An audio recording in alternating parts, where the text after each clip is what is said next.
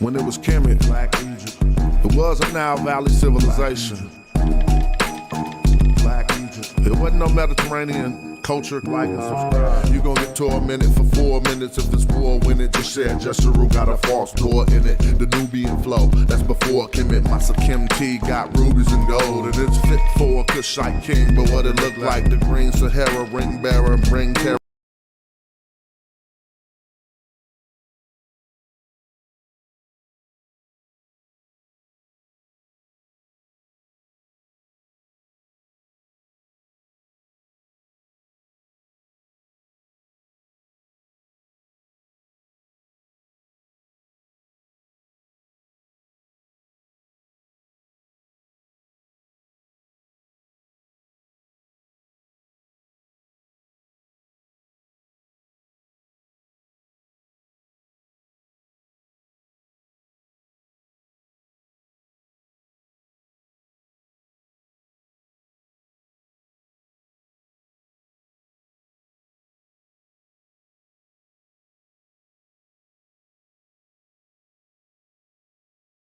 I'm stopping that right now. Hold on. Mic check 1, 2. Man, I don't know. It'd be weird, man. Golly. I come to my computer. I just got offline. And I come back to my computer and I play my music and it start playing through my monitor. I'll be like, how does this stuff be weird, man? But what's up? Back at it, got the window showing. Hold on, see, it's too much light coming through the window. We ain't gonna even be on me today. I wanted to do my presentation from that I did on Sign of the TV a week or 2 ago.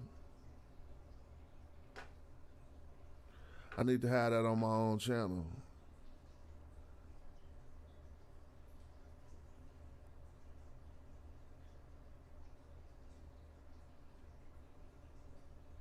So I want to go look at that, look for that right now. And I'm going to pull that up. See if we can get that popping. But man, I swear to God, like I'm like, how I just come back to my computer and I touch the, I'm sitting all over here. I come back to my computer, I touch the, I turn it on and music playing through my monitor. It's craziness, but let's get, I want to get this on here. I'm not going to be too long with it because this is a long presentation on the Madjai in Egypt. I know a majority of y'all probably seen it already, but I want to get this, like I said, on my own page because first it was just on Sun TV. So I'm gonna wait a little moment, see if some people roll in or not. If not, that's not the big deal. I'll get into the presentation. Just let me prepare momentarily. And let's get it popping. Peace, peace, peace. I'll see you out there.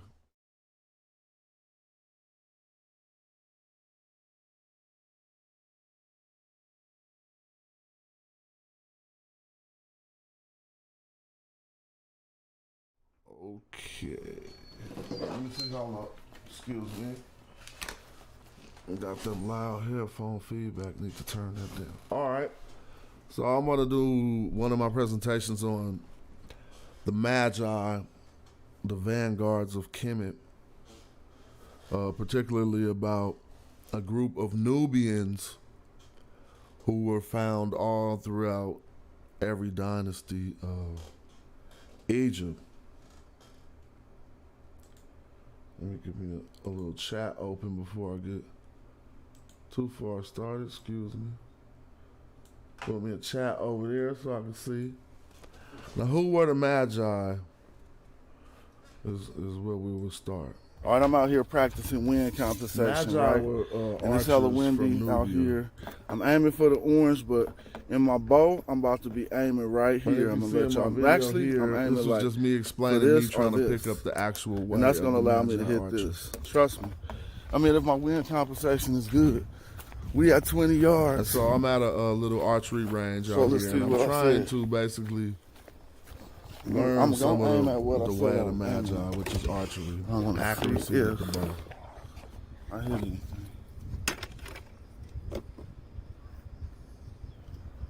And so what we see here is I have a modern day bow, and I'm simply just I'm practice basically trying to get my archership in.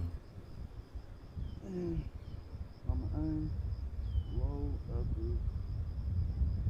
after to hit bullseye. Let's see if I'm what I'm talking about. And then I'm gonna put a shot right next to the last one, just to show that wasn't no bullshit.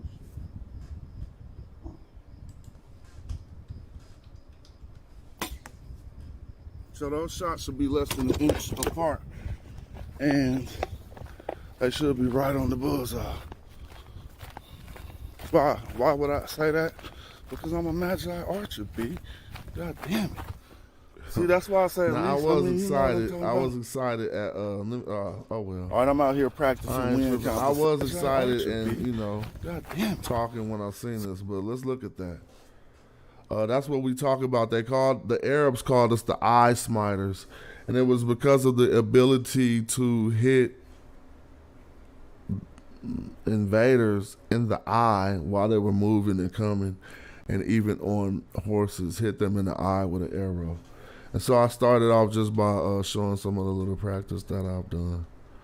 But who were the Magi? Some of us might know, some of us might not know. Some of us might know the Magi as police in ancient Egypt. Some of us might have seen the new Assassin's Creed,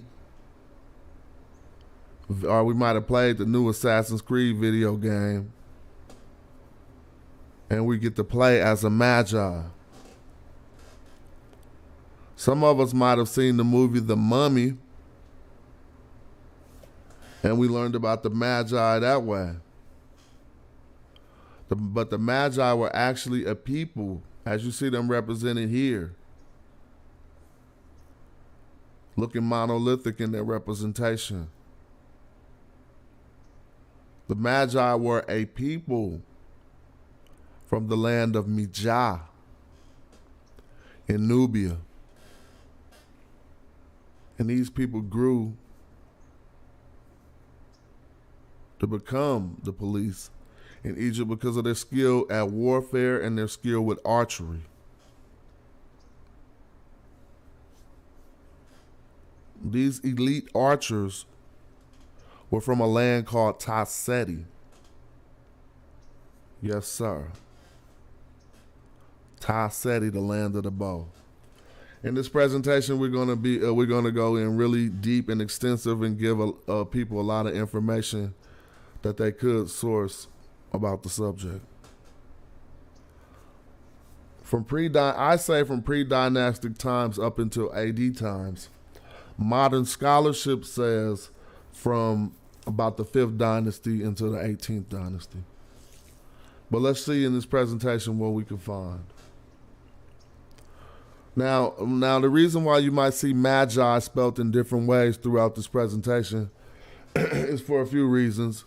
First of all, we only got the vowels when we only got the consonants when dealing with with Egyptian terms. Madjai, this is the way most dictionaries will translate the term if you want to look up the term. And this is the way I spell it for my book, Madjai. But I don't want anybody to be misled and confused. We're simply transliterating a word from a language that didn't give us the vowels. And so, the Magi were from Tasseti, the land of the bow. The land of the bow being Kom Ombo. As you see circled here on the map, Kom Ombo is the modern day name for a town called Nubet, or a city of gold, basically. Nubet, we know it as Nubia, but in ancient times it was called Ta Nehesi.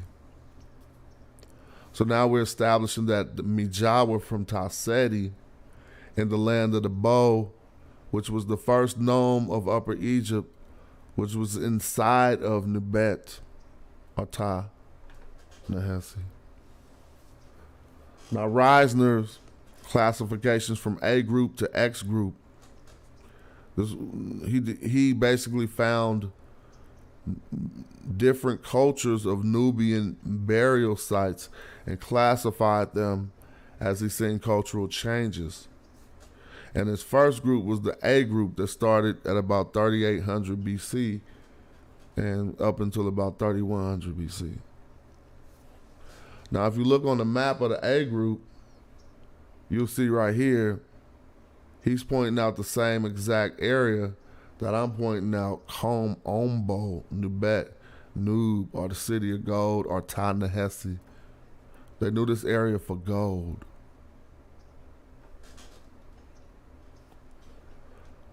Like I tried to establish, and as we'll see throughout this presentation, Taseti, the land of the bow, was inside of Ta Nehesi, Kom Ombo. You see? So that it doesn't say Taseti right here on the map, really, because Taseti could be represented as a smaller region inside of Kom Ombo, or as I argue, Taseti on these standards represent the people who were in those areas, as well as the land too. It says land right here when you read the glyphs. It has land and a bow, which lets us know it's the land of the bow. Okay, but it was in Ta Nehesi too. Ta is the land of Nehes, which is the larger area.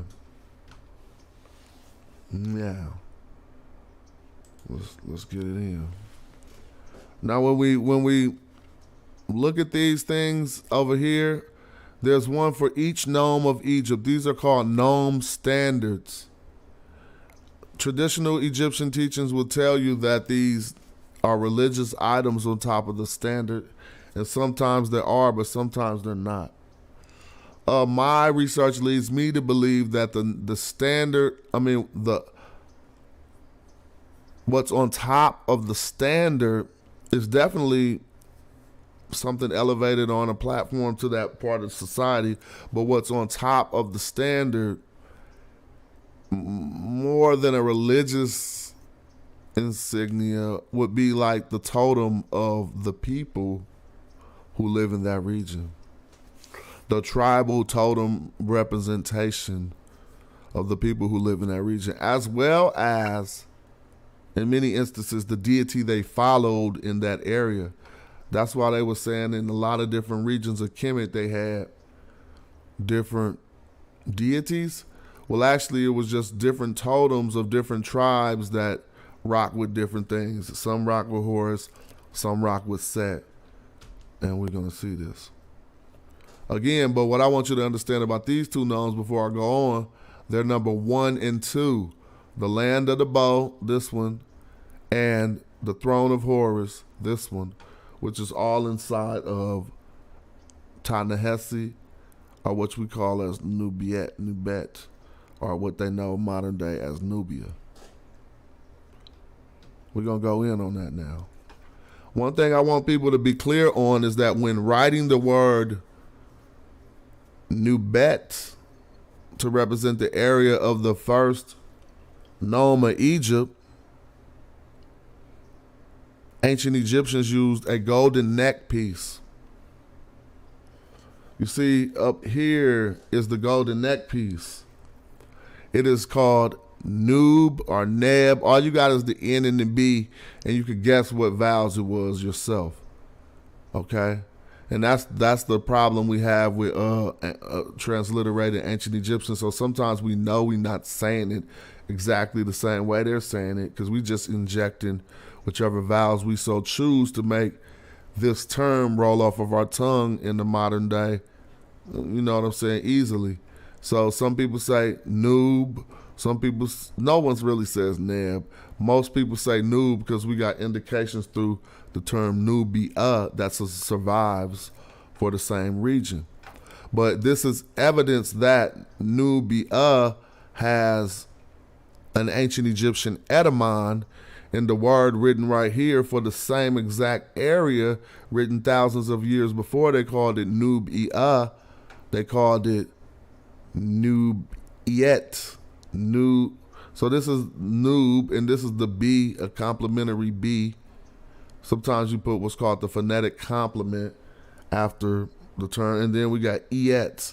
So Nubiet, an area of gold. They're basically telling us gold was in this area. So Egyptians called the area Ta-Nehesi, but the people were known as Nehes.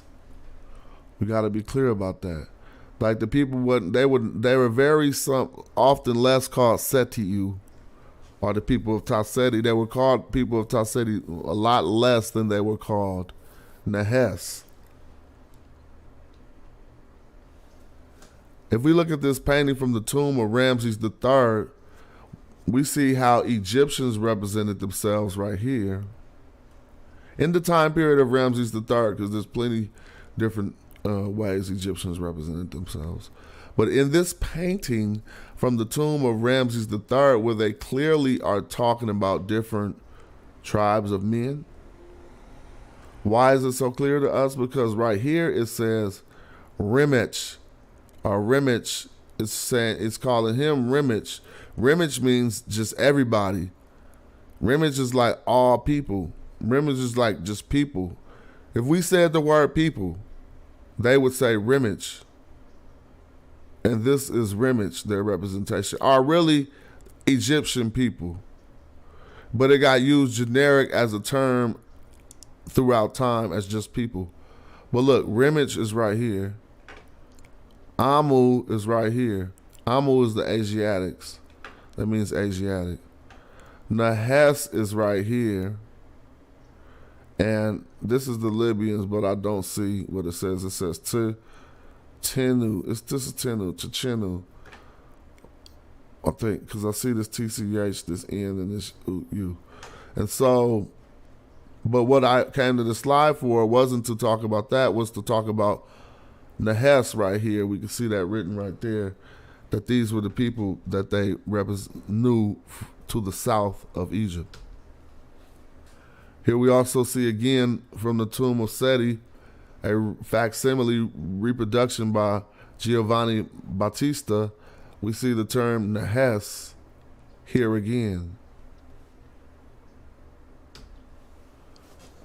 So now we have established that Ta-Nehesi was the land of gold just by looking at the glyphs they used to signify the land Nubiet or Nubet.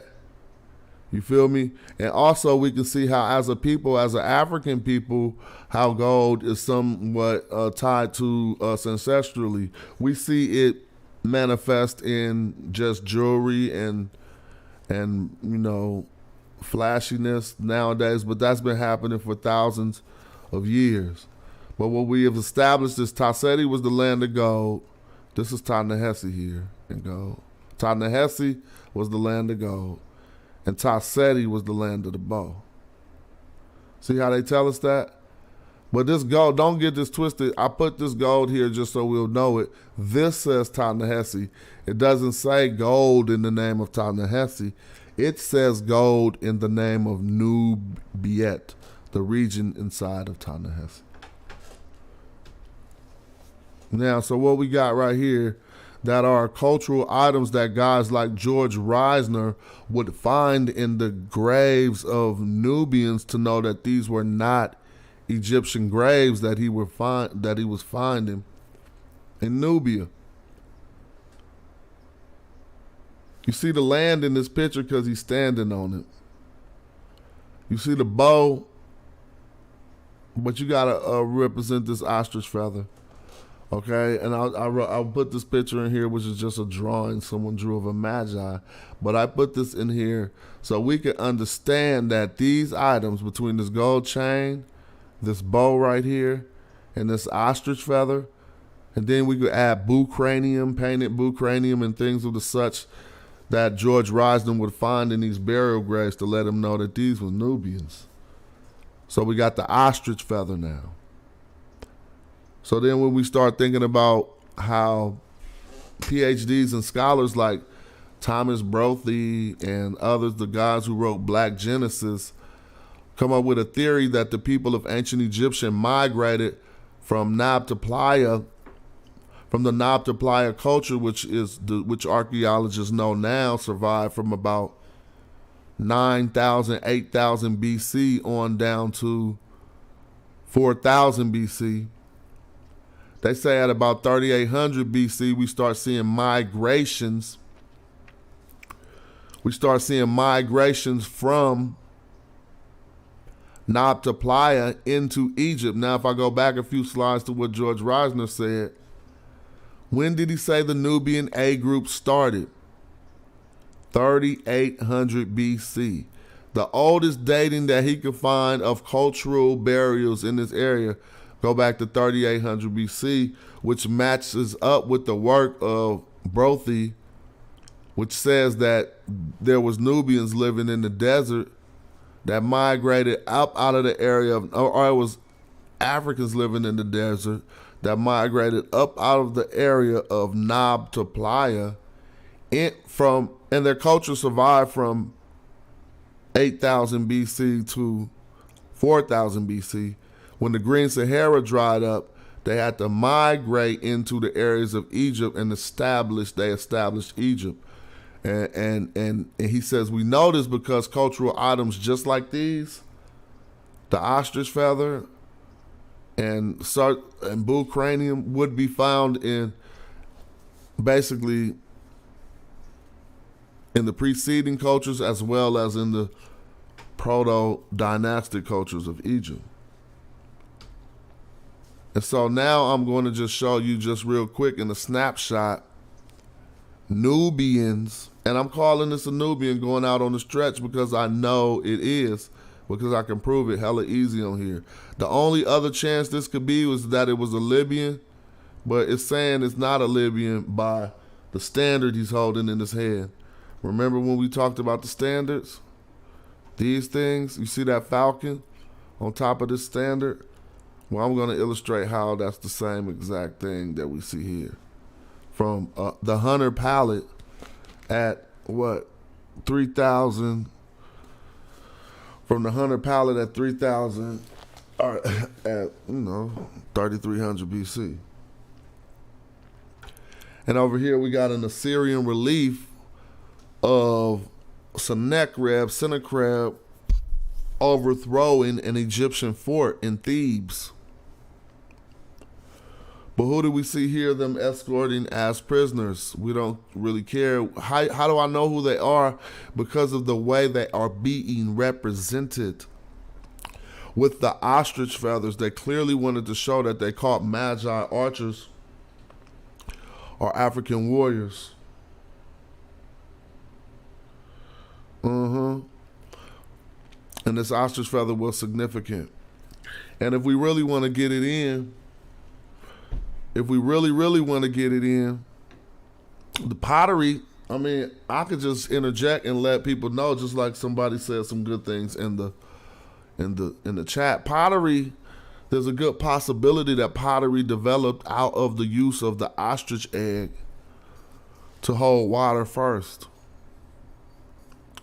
Ostrich eggs were big enough eggs to hold a sizable amount of water in them, which gave humans this primitive idea of a cup. But I don't want to get off track. Let's just stick with the ostrich feathers that we'll see in their heads throughout this presentation. And so here we see, we're not focusing on the ostrich feather here. What we're supposed to be focusing on here is the standard and the standard bearer. From the Temple of Hatshepsut on the left, a facsimile from a book, and on the same Hunter palette from 3,300 BC, we see similar vignette motifs. We see this decor, a guy who's leading the procession holding a staff that we didn't know what it mean. We know this is a standard now. And then on this old palette, we see somebody at 3300 BC doing the same thing. He's leading his warriors in a procession, as we'll see in a minute, with a standard in his hand. When we look up what this standard means, it's Bekinkin. I mean, don't trip off how I'm saying it. You can say it many different ways, but these are the vowels they left for us to know what it means. We got a B, Bekinkin. And it could be Bekinu, whatever. But others know that. And then we got Taserit,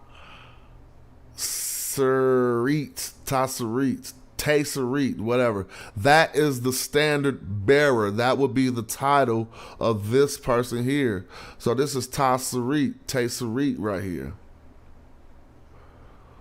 This is very significant because we're talking about the Magi. So now we see a comparison that can be drawn that I never seen drawn before, that I'm drawing in my work. We got the guy with the flute in the front, or the trumpet blower, as they will call them ancestrally. And then we have the standard bearer. Okay, he's bearing the standard. But what do we have on the same palette from BC times? The same tribes, and I'm going to prove it. Because we got a same procession of men. Except these men have feathers in their head. They have the bows. They still have their bow. And they're following a guy holding a standard in a procession. But notice that this standard has a falcon on top. So when we go back in the presentation, the things that I wanted us to note, you see the falcon on top of this standard, which is in the second gnome, throne of Horus, the second gnome of Egypt. So this is how I know they're telling us who the people are from the area and not necessarily what the area was. You get it? So let's keep it popping. Over here, look at the similarities. Now, I'm pointing this out because we need to know, again, what he's telling us here is I'm from here. This is who you messing with. Yep, exactly. My brother Donnie says Shimsu Heru. It says the followers, it says throne of Horus, right? But Shimsu Heru is the followers of Horus, and that's who these men would be if we have to look them up. Now, if we go into when the first kings list was actually given to us by Manetho, see, we got plenty of ancient kings lists, but we got to understand how stuff went down. No one could read the Medu Neter before who deciphered it. Thomas Young and all them, Champollion and all them, whatever. There weren't many modern day people who could read the Medu Neter before that, right? Oh, see, I don't want to really go off on too many tangents about that. But it wasn't so ancient back in the, I'm just going to give a quick story. So, we had kings list, but no one could read them. And no one could even identify what they were to know they were kings list before you knew how to read the language.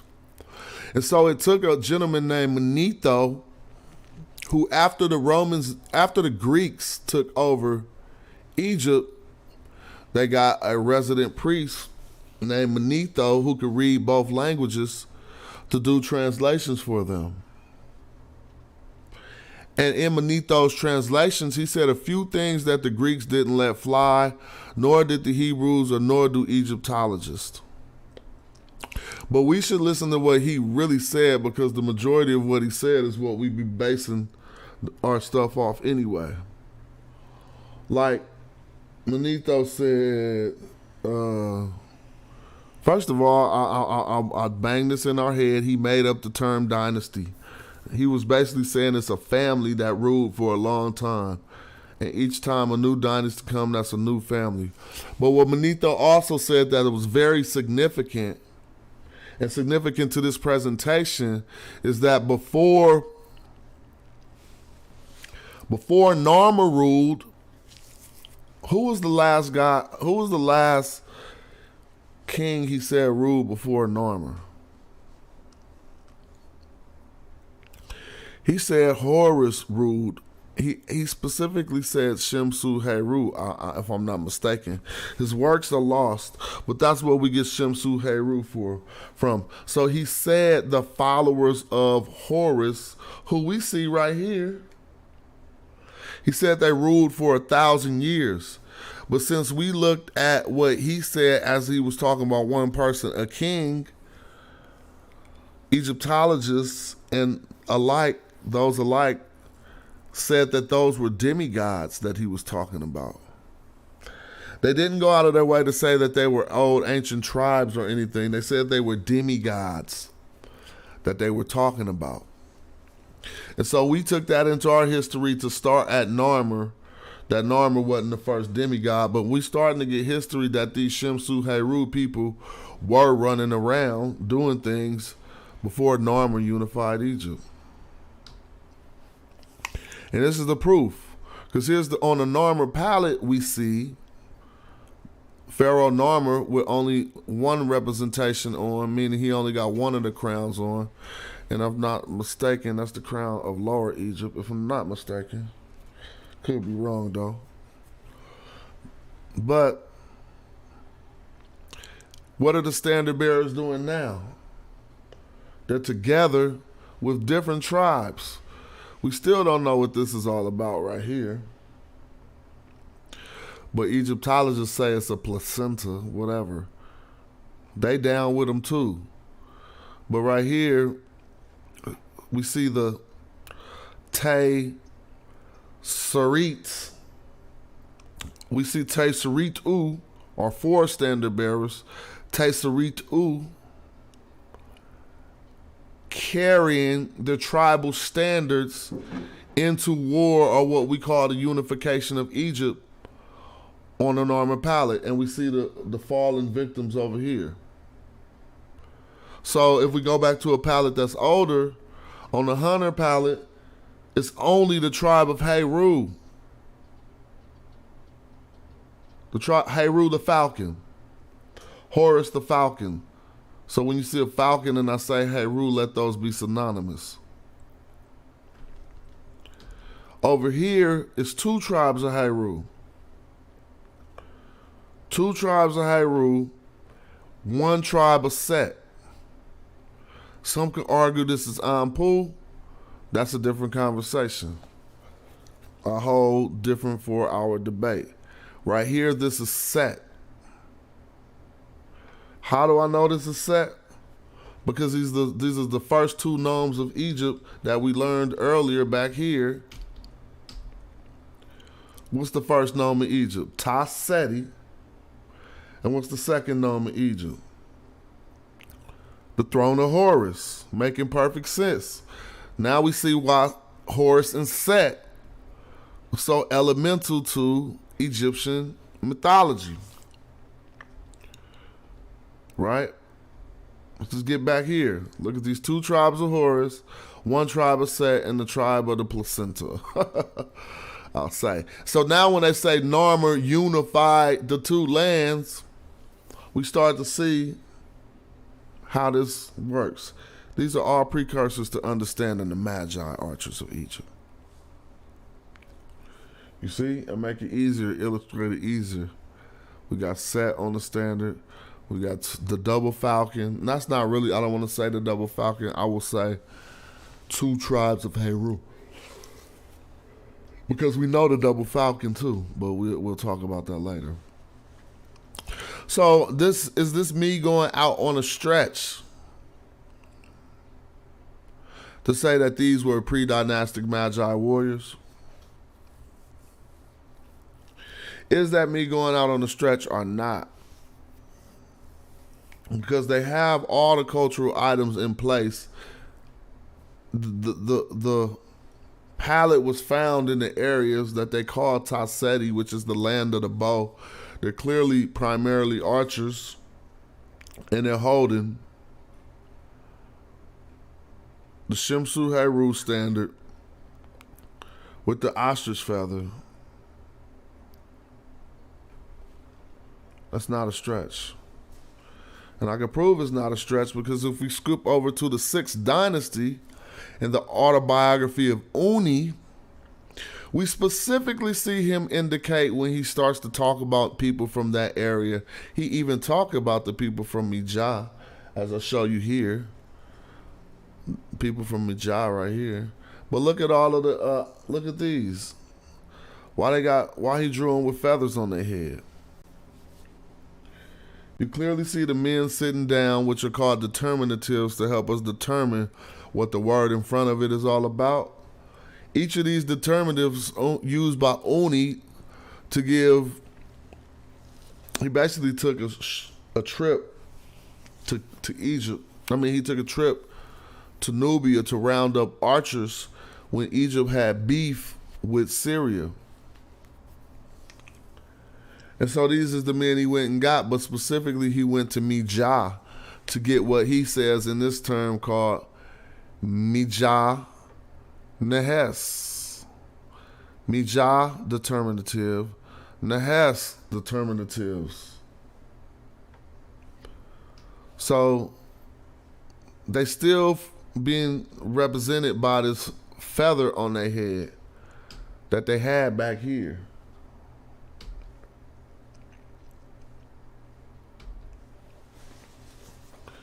And in this inscription, we actually see them called the feathered Nubians, not the Magi.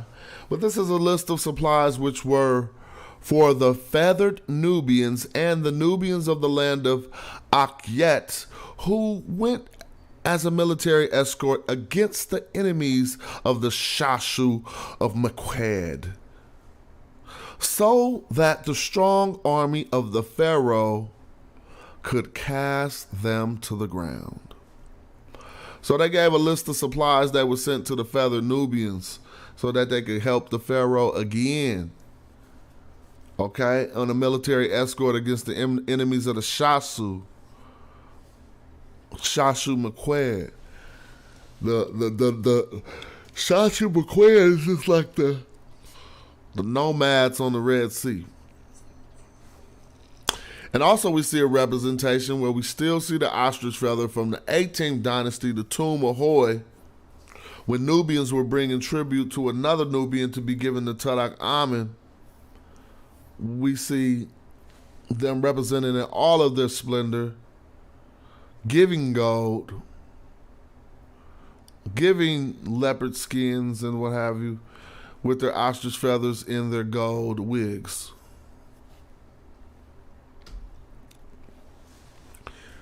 Now here in the Old Kingdom letter from Murray Notch. I think Notch is like the power of a bull. I could be wrong. No, that's naked, huh? And this could be naked because they put CH in their transliteration, but this could be NA, naked still. Whatever. Murray Notch. This is a letter from Uru to Murray Notch about a crime. And it's a peculiar letter, but the story is really good. You can just even look up the translations on it and read it and see that Murray Notch was a Madjai archer. It didn't say he was from the land of Madjai, but this is an Old Kingdom time when he still had some authority. He was being used like a police, but he wasn't like in the police at the sense where they policed the civilians. They were still going out like army men policing people trying to raid into, even policing other Nubians.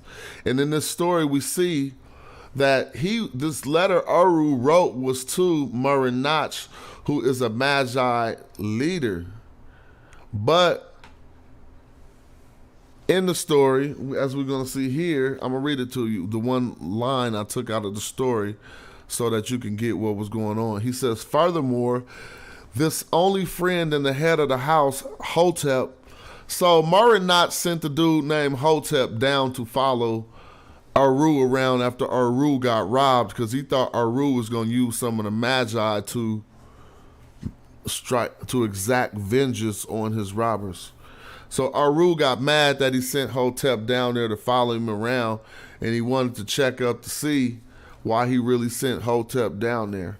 So he said, furthermore, this only friend and head of the house, Hetep, saw that your brother, or he saw that I, does not stand up for the troops of Madjai and will what? Because I do not do what you don't like.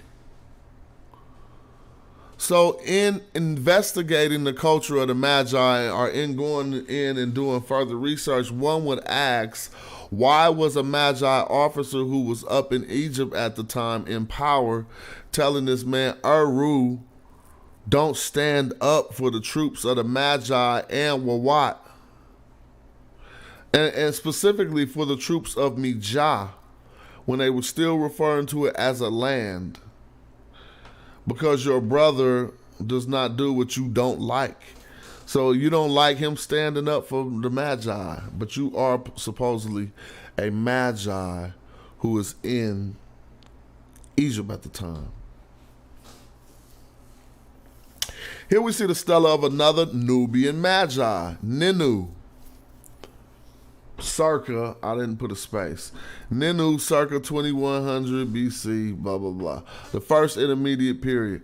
But what's very significant about the stela and what you don't see on other stela is two things. Those ain't deities over here. These are his hunting dogs. These just dogs. This ain't Anpu. And this ain't, that's his dogs. And this is his bow that he's given to his youth. A bow. Find me an ancient Egyptian stela with another Egyptian giving a bow to somebody. It's going to be hard to find. Reason it's going to be hard to find because that's what Madjai did. And as we see here in Reisner's C group, the Pangrave culture, they called it the Madjai culture. It is because of around 2400 BC, they start finding all different kind of burial graves in Egypt, and it makes archaeologists be like, what was going on? They really don't want to say, man, there was all kind of Nubians living here. So they're trying to come up with all kind of different reasons why they find Nubian burials all throughout Egypt from these time periods.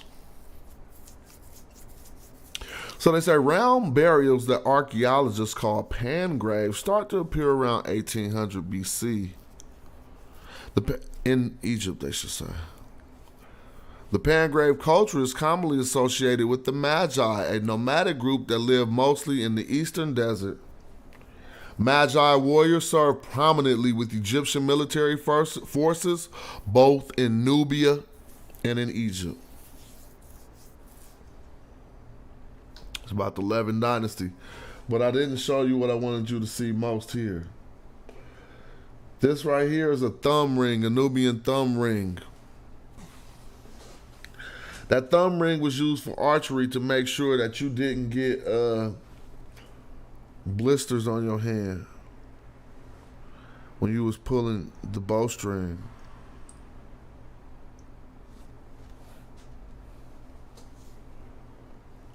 Here we see an 11th dynasty pharaoh named Mentuhotep.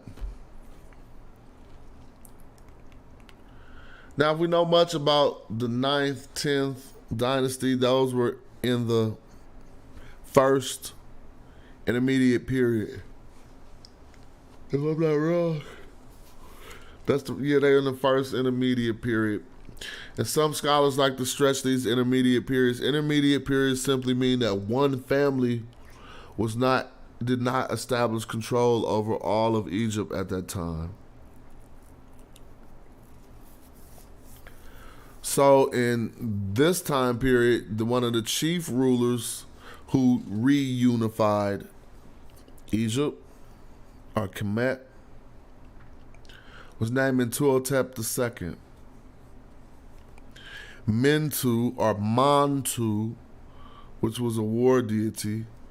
Hotep, Montuhotep would be the war god. Montu is at peace.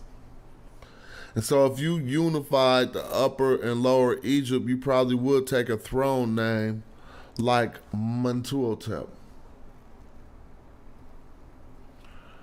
But he was probably Madjai too. But I don't like going out on a limb on stuff I can't prove. He represented himself as a traditional Egyptian. But yes, his family was Nubiocentric. And the key to why I say that is this. They didn't represent themselves in their sarcophagus iconography as Egyptians. See, in your coffin, when you put your stuff that's only designed for you to see, they didn't think people was going to be digging them up 30,000 years later, 3,000 years later, and putting them on display. What was on the interior of your coffin was only for you to see. And the way she represented his wife, Ashayet, the way she represented her, this is from the interior of her coffin. In one of her funerary scenes. And what she does here is represents herself not traditionally like an Egyptian, but like a Kushite. Not a Kushite, I'm sorry. Like a Nubian or a woman from Madjai. But particularly by her hairdress, by her neck pieces, by her design, and for a few more things that we find in the text, that inside of her coffin, she has two women that she call Madjai or Madjai or Madjaiet, Madjai women. Furthermore, she goes on in other places of her coffin. She has this friend named Abet.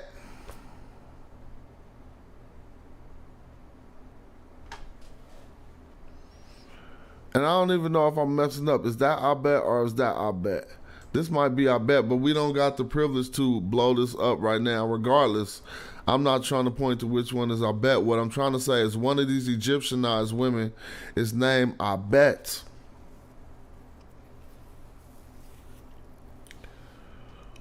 Now, like I said, another indication, and this is not my words. This is a quote from Discerning Ancient Egyptian Identity: The Case of Ashayet's Sarcophagus by Kate Liska.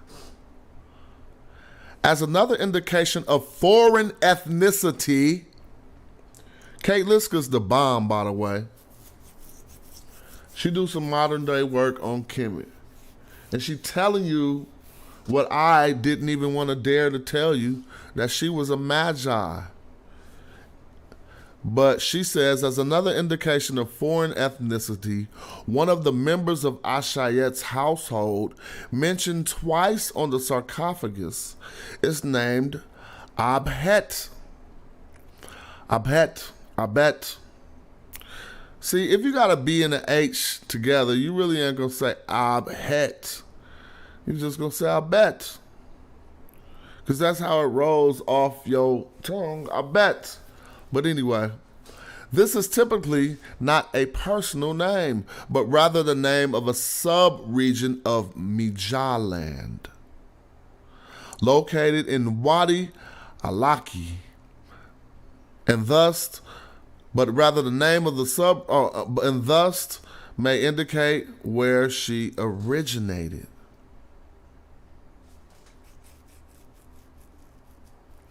Good work, Kate Liska. I've been wanting to hit you up on social media and see if you have a conversation with me.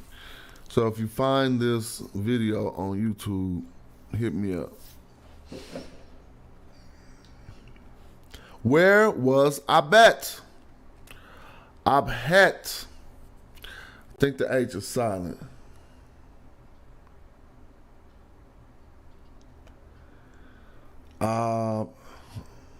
Abet. Look. This is where it is, dog. Right here. Wadi Alaki, remember?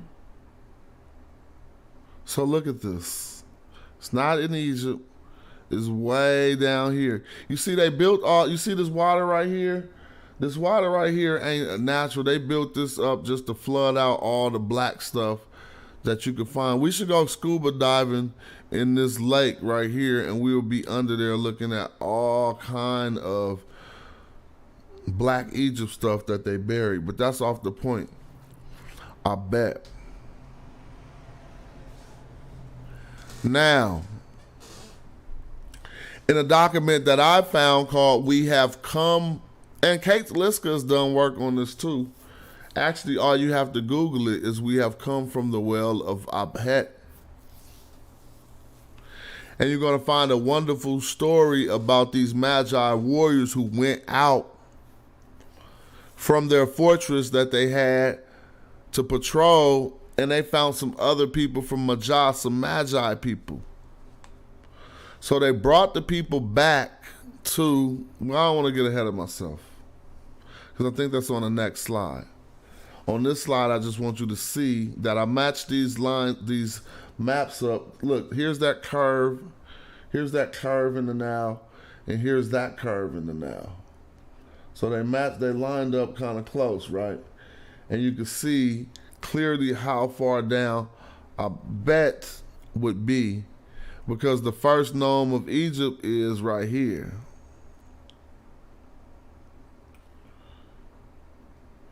Now I say we have come from the well of Abet. There's a document by Kate Liska called We Have Come from the Well of Abet, which title is a quote from an ancient Egyptian text called the Simna Dispatches. Well, since that slide isn't next, we'll get into that. Here's another one of the good brother Mentuhotep's wives.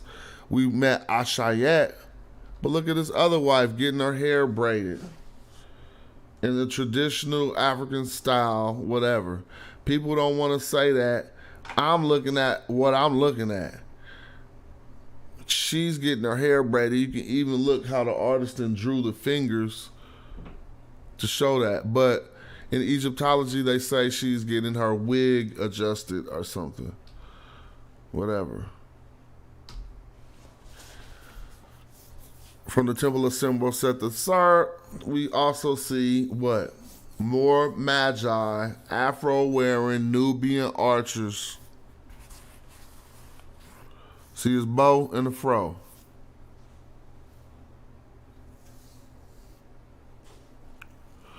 I could pull up out of this.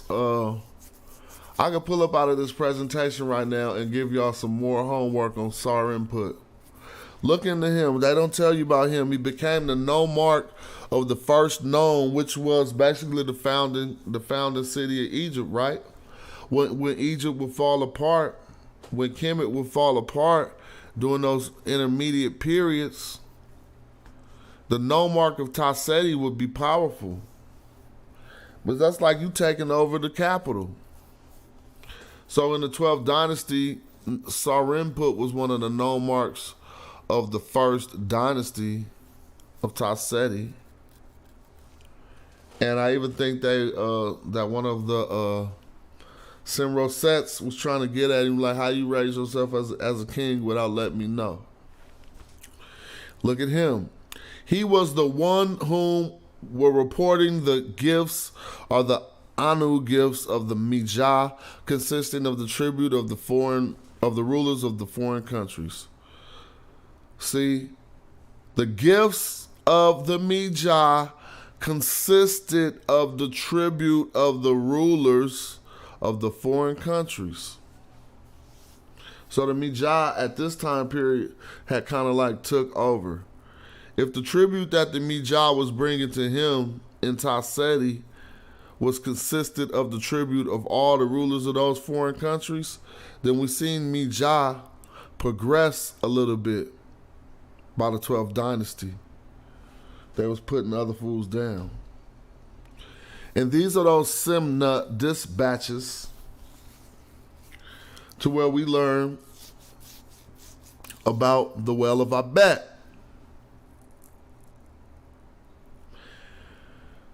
Let me just read this correspondence. Another letter which was brought to him, being one brought from Lashain, Sebek-ur, who was in Yakin, as one fortress sending to another, okay? So this is one fortress sending a letter to another. It is a communication to your scribe, LPH, about the fact that those 2 guardsmen and 70 Madjai people who went and found a track in the month 4 of Peret. Day 4 came to report to me on this day at the time of the evening, having brought 3 Magi men, saying, we found them on the south of the desert edge below the inscription of Shomu. Likewise, 3 women, so say they. Then I questioned these Magi people, saying, whence have you come? Then they said, we have come from the well of Abet. So I hope I did this on the next slide. I didn't. Damn. I want to pull out of my presentation, but I'm not. I want to show y'all how far Simna is from Abet. So let me see if I can do it without pulling out of the presentation. Yeah, I can. I could go like this. Watch this.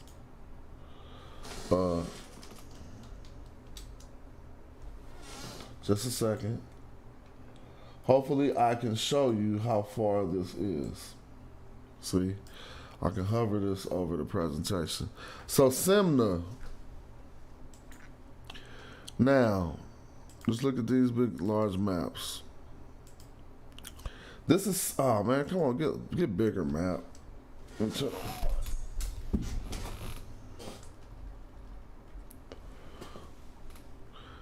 See Simna? Segona Casada, second cataract. I don't know what language that is. I just know what they talking about. Simna is below the second cataract. All right. We see Primaria Casada.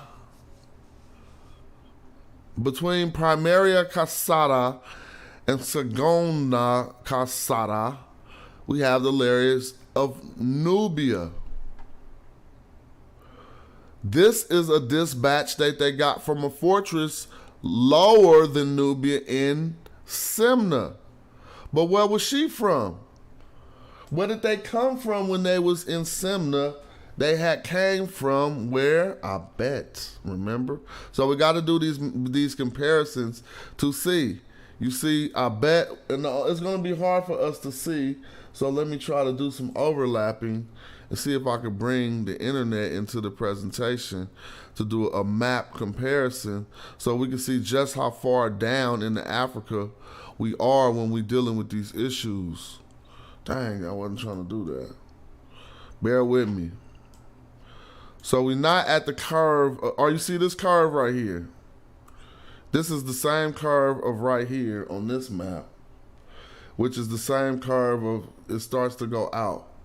But we can see it's close to I bet. You see this ridge, which represents this ridge, which is damn near way up here on this weak ass map within the second cataract. So Simna is below the second cataract, and I mean, I'm just showing I bet was in the eastern Nubian desert which is probably proven because she was at a well in Abet. And the well of Abet was probably the place where these people from Wawet are in this. This says Wawet under here. These people in this area of Wawet knew the well of Abet. But we're going to keep on getting it in. So them Simna, the Magi that they found in Simna. Now, if you keep on looking into the Simna dispatch, for other type of research, you will learn that they didn't even let these Magi men and women come into the fortress with them. They gave them provisions and sent them on their way. So now we're just looking at some transliteration I pulled off the stela of Sobek Hotep and Sobek Ari. Let's go over those names real quick. Sobek being that crocodile deity, right? Sobek is at peace. Sobek must have came into prominence into this 13th and 14th dynasty time because Sobek was at peace, and Sobek Ari. Ari is like to make.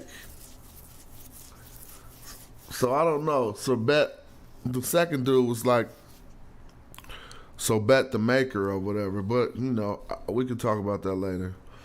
Him to men, which is a god, a deity from earlier areas of Egypt, from earlier times in Egypt, and specifically, I could just say a Nubian deity, but let's just say from Upper Egypt, Upper Egypt. And Horus. This is why the hymn is two men in Horus. But they say it right here, so I don't have to prove y'all of nothing. Like, I love the homework. Men, they're talking about men, not Horus right here. He is great in fragrance when he descends from where? Bow. Madjai. So the god men was from Madjai. I don't care what nobody say. I found the stela that was saying it in a hymn to him and Horus. And even if they was talking about Horus, that'd be better. Because that'll make Horus be great in fragrance when he descends from Madjai into Egypt. Worthy one in Taseti. Now, see, this is what I want to show y'all. M don't mean in. M could mean in, but really it's saying of. This is just their translation, and I don't want to change it. But I can argue what an M means. M does mean in certain instances, but it also can be translated as of. So why would they translate this as in? Because they don't want you to get that these deities are from Taseti. So they translated it as in. You are the worthy one in Taseti. That makes no sense because he already descended into Egypt. God, I'll beat these Egyptologists up if they tried to come at me with this BS. Look, great in fragrance when he descends. See, that's why you throw away their translation and you only deal with the Medu Necher, because then they couldn't tell you. They got which is great. Ha-EF, I just skipped over this because they got their own little form of transliteration that I would have to go into and see. But Ha-EF is probably going to be his fragrance, or him descending, either of the two. Now right here they got an M in parentheses, and they got the word from. See? I'm busting them out. So why is this M in the colons meaning from, but this M meaning in? The reason why they did that, and I just caught them live, the reason why they did that is because they don't want these gods to be from Taseti. Why don't they want them to be from Taseti? Because Taseti existed before Egypt. So it's another indication that all of the deities come for, and if someone wants to take this stela and further this homework to go back and find out which exact deity they're talking about at this point, is it Min or Horus? In my research, it was Min, but for some strange reason, I did not put where it says Min in this presentation. But what I'm showing you is that he was great in fragrance when he descended from Madjai. She put into Egypt in parentheses. It don't say into Egypt right here. It says, I don't know this word.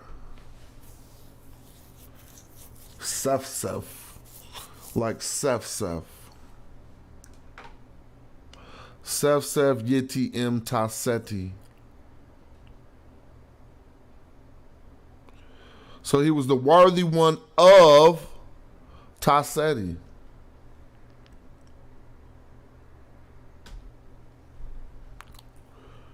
Remember this word from earlier in the presentation? Well, a pharaoh in the 14th dynasty wanted to name himself Ashere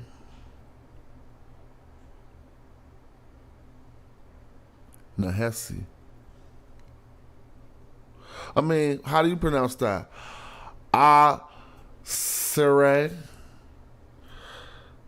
Nahesi. We're not tripping off pronunciation. We tripping off what he's told us with the consonants.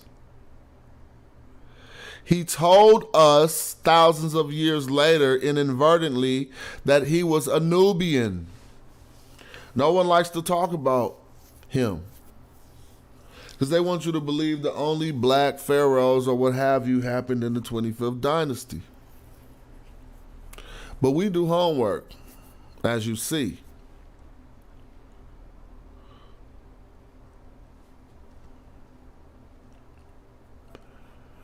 And here we go, covering the 15th, 16th, 17th, and 18th dynasties.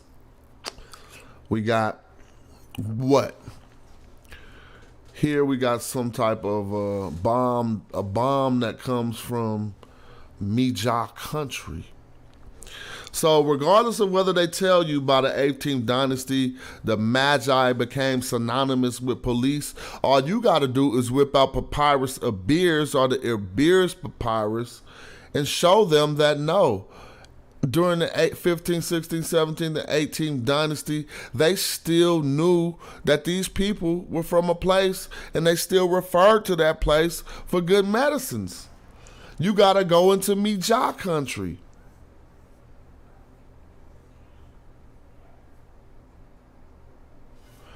Specifically,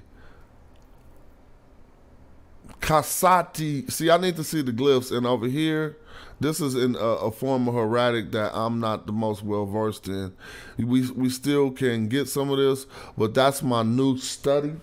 It's to step up so I could get my hieratic down by law. And so I couldn't pull that out of here. I'd have to go translate this back into the sacred language in order to get that. Oh, but they telling us it's line 3221. I ain't about to sit and count, so forget it. Kamos. So you know about Amos and his brother Kamos? Amos was, I don't know how they would be in different dynasties. I thought Amos was the 16 dynasties, but how are some brothers in different dynasties? So they must be in the same dynasty, right? Well, we hear about the Asiatics getting ran up out of Egypt. It was started by Amos, but it was finished by his brother Kamos.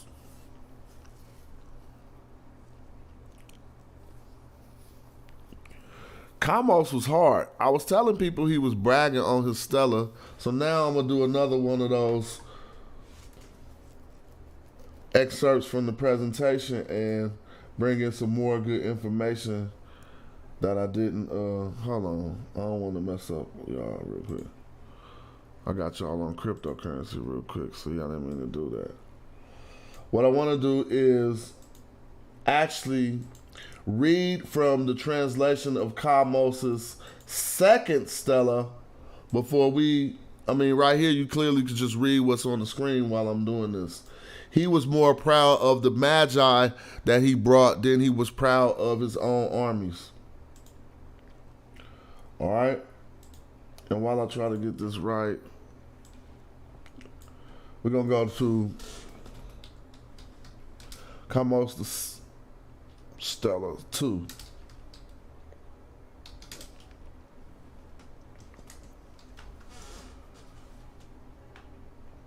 Oh, he was so hard on it. So when we be talking here, I'm going to do a whole video about Egyptian attitudes. Because they talk more head than anybody in battle rap, dude. Like all of that sitting Indian style burning the incense is nonsense.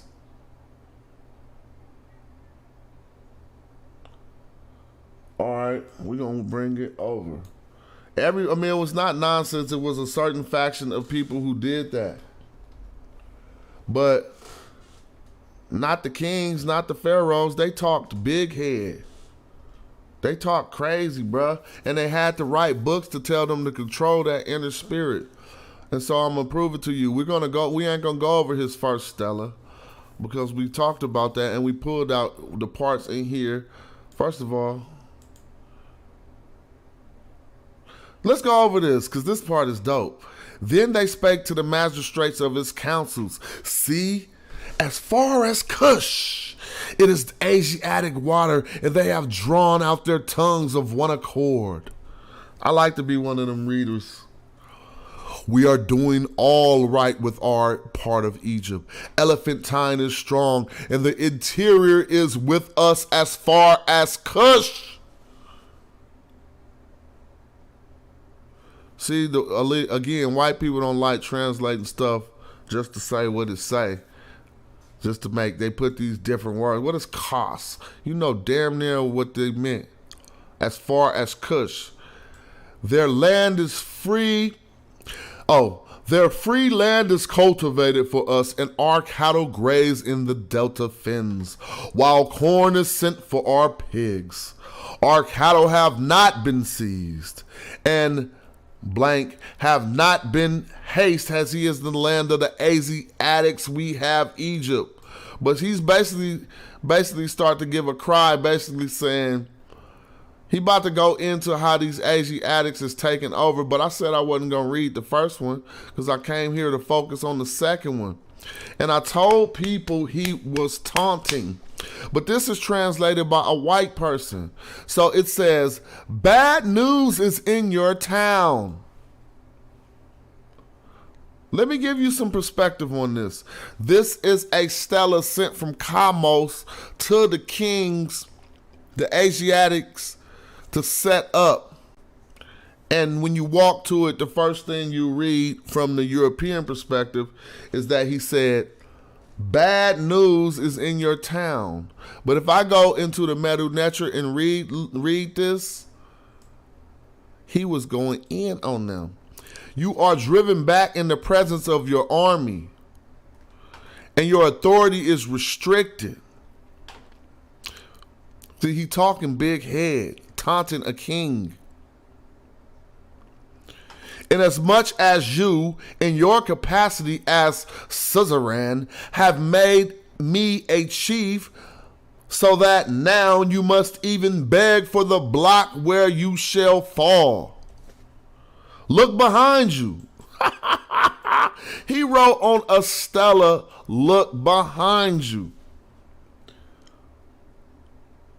My troops are a threat behind you. The mistress of Avaris shall not conceive. Their heart shall not budge in the midst of their bodies. Damn, their hearts ain't gonna even beat, bruh.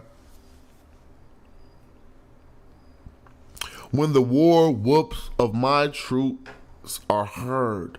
When the war whoops of my troops are heard. But what I told y'all previously in this presentation, he said, your city looking whooped on.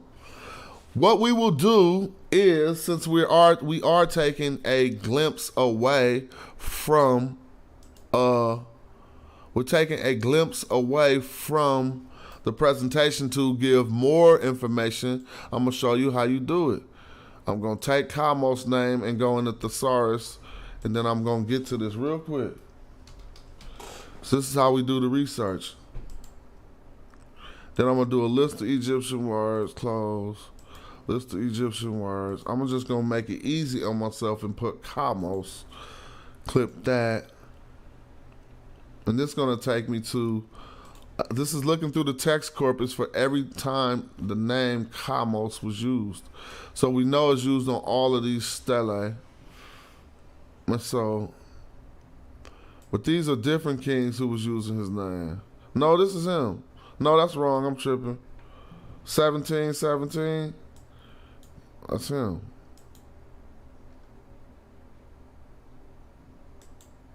So now that we in here, I'm a brave fighter, strong ruler. We're gonna find, we're gonna be able to find this. Let me see.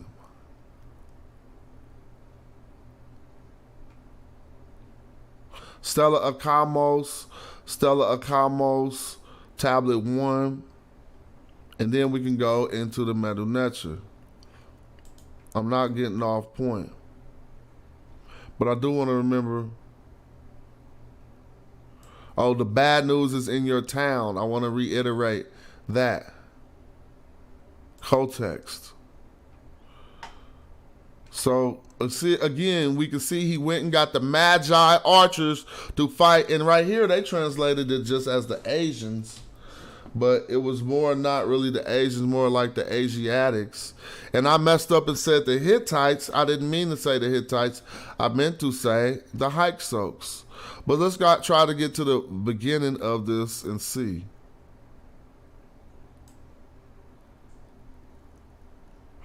This is just, the story ain't started yet, basically. So this is just the stuff they say at the beginning of everything. Look. Yeah, all right, this is it. But this is the first Stella. We want to see the second one to see what language he used in calling them some, and saying that they were some punks. Now you got to translate this to English by right-clicking. But I'll be trying to leave it not in the English sometimes just to get used to seeing these. So they're not going to give us the second Stella on here? Okay, cool. Well, I'll get back to the presentation. Because I can out clearly why everyone keeps saying Stella Tablet 1. This must be it.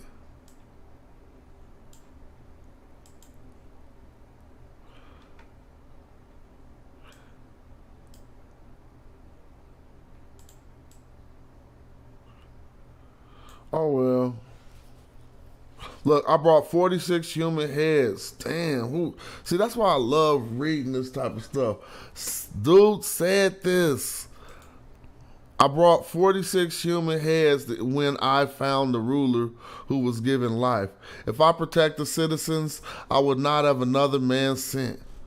But this ain't what I'm looking for, and I don't want to get off track. This was some correspondences with Kamos, but this ain't. Let me see. Let's go to first. Sacrifices made to the king of Sire, blah, blah, blah, blah, blah. That ain't what I'm looking for.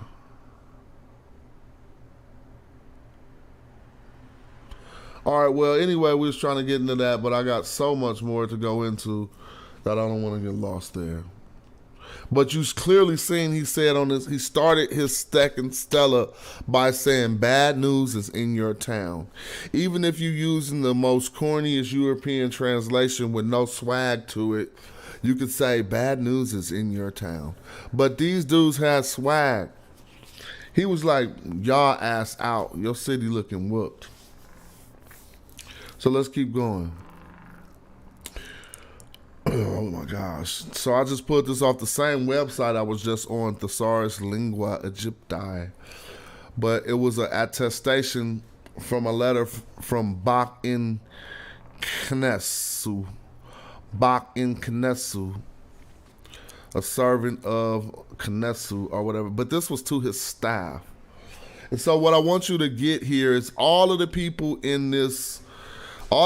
addressing each other real quick. The majority of the people in this letter are Magi, addressing each other. This isn't my translation. This is the translation directly from Thesaurus Lingua Egypti. Now, Egyptologists tell you can't find Magi after the 18th or maybe the 20th dynasty. But here we can find them right here in the 20th dynasty. And if you listen to the way this document is written, you can tell that they have risen up in stature. They're not just like little fighters no more. They're talking, this is like a formal address. It says, the head of the cattle, Bak-in-Chas, of the temple of Amun-Ra, the king of the gods. Whoa, somebody just came with a major contribution, and I appreciate that.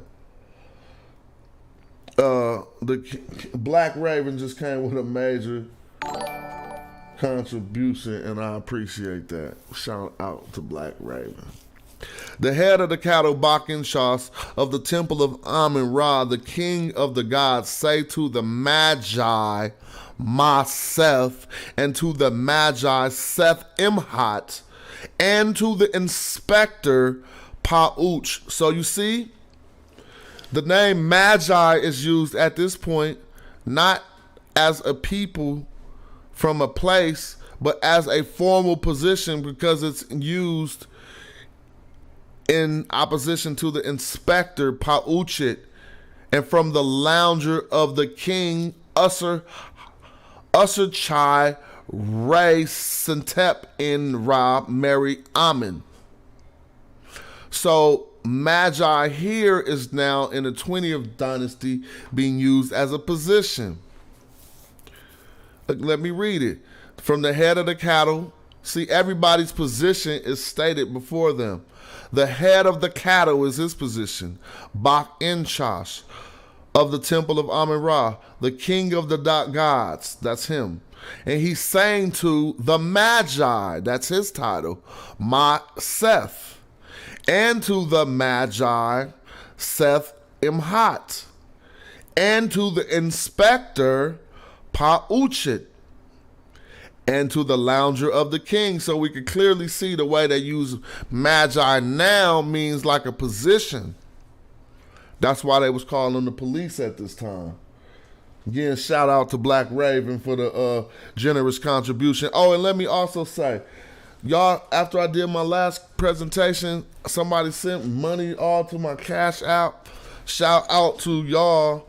I don't know. I guess when people send it to the Cash App, they don't want their name said on YouTube, so I'm not saying no names that come off Cash App. But I got 3 or 4 donations off Cash App, and y'all know who y'all is, and I appreciate that. Much appreciated. So where we at now? We dealing with Ramses IV. Magi officers did not keep his word. So this is just something I'm finding in my research of doing all this stuff, looking at the different uses. I see Magi coming from being ethnographical or ethnogeographical, and them having their ethnogenesis at about the areas of Abet. Not really an ethnogenesis, but they saying they came from the well of Abet. They wasn't saying that culturally. They meant on that trek they were on at that moment. But we see it go from being ethnographical to kind of like now they take positions of authority. And here we see another attestation, which ain't all the way fully translated by me, but it's this guy not keeping his word. At the bottom, we can see it's about him. I think I got the translation by somebody else on the next page. But on here, we just see they asking on this document to make this Magi dude pay him some money. Make him pay me the money he owed me. Because in this story, a police officer or a Magi took out a loan from a common man. Okay? And the common man let him keep the money for a year, but he didn't pay him back or whatever. And so he took this Magi dude to court. And so the sentence I put down here that's significant to us was Ari Pahor Madjai. Ari Pahor Madjai Anken Neb Jed Pa 65 in the bin in Hemeti Pa Net Au Pa Net Aui Hot F, and I don't know what I'm reading no more at this point. I would have to whip out a dictionary. But in the clear beginning, you could clearly, if you just wanted to go get a dictionary, ancient Egyptian dictionary, and put these terms in there, these transliterated terms, you would see that, hold on, what's going on? You would see that Ari, dang, I want to get this off the bottom of the presentation, so. You will see that Ari Pahor Madjai says, make the leader of the Magi. This part, Anken Neb, I ain't got all the way. I think they're just telling his title. Anken Neb, like life to all. I guess if you're the leader of the Magi, you're supposed to be like life to all or whatever. Anken Neb, make the leader of the Magi, Anken, maybe that was his name. Make the leader of the Magi, Anken Neb, say, Erdi, to say. So, all right, they say he said he was going to pay me 65 Debins. It say it right here. Something made him say he was going to pay me 65 Debins, or make him pay me the 65 Debins that he owed me. Dang, why don't I have... I'm sorry I don't have the source for this on here. 25th Dynasty Cushites. And I said they used Madjai too. So when they talk about how the 25th dynasty of Egypt was the black pharaohs, they really was being disingenuous by saying that. They say that to separate, make you think that that was the only dynasty that had black pharaohs, but more appropriately said, you should say was the Kushite dynasty. Because that just means some Africans from further south more than Nubia, rose all the way up and took over Egypt. 25th Dynasty Kushite kings. They use Madjai people too, specifically Nubian archers. And so when we go back to the Assyrian sack of Thebes, where we see these Magi archers captured, now even if we was in a museum, we would know how to identify them.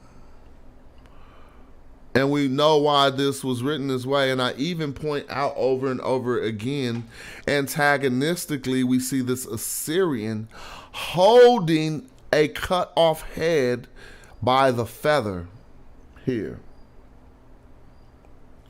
So saying that the feather wasn't an indication of how strong and who these warriors were, it's just simply not true. The artisan would not have went through the time to carve into stone this Assyrian man holding a black African Nubian with his head cut off by the feather. You can probably see that from the distance that you're looking at it at.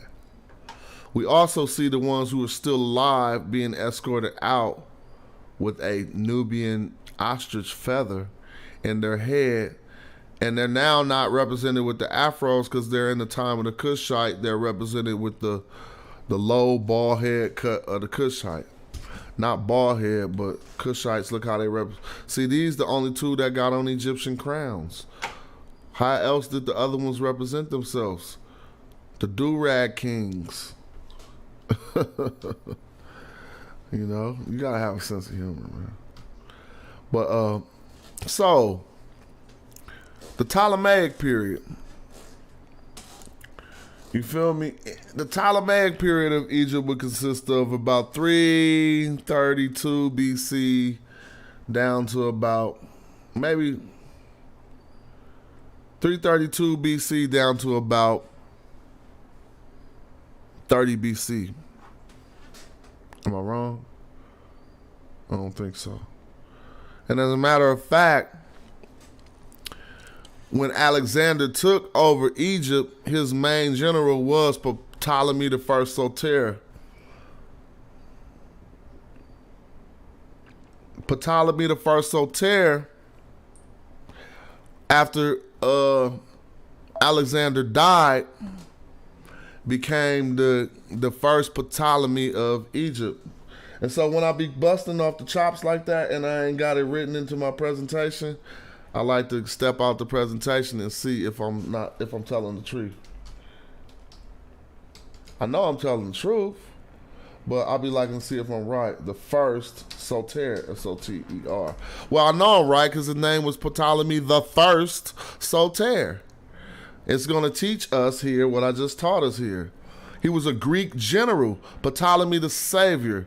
He lived from 367 BC to 282. So he was a Greek general, historian, and the companion of Alexander the Great. See, so I don't even have to go reconfirming what I already know. After Alexander fell, Ptolemy was the pharaoh of the Ptolemaic Egypt from 305, 304 BC until his death. He was the founder of the Ptolemaic, I don't want to keep saying Ptolemaic because it's Greek. When I read it in English, I can say Ptolemaic.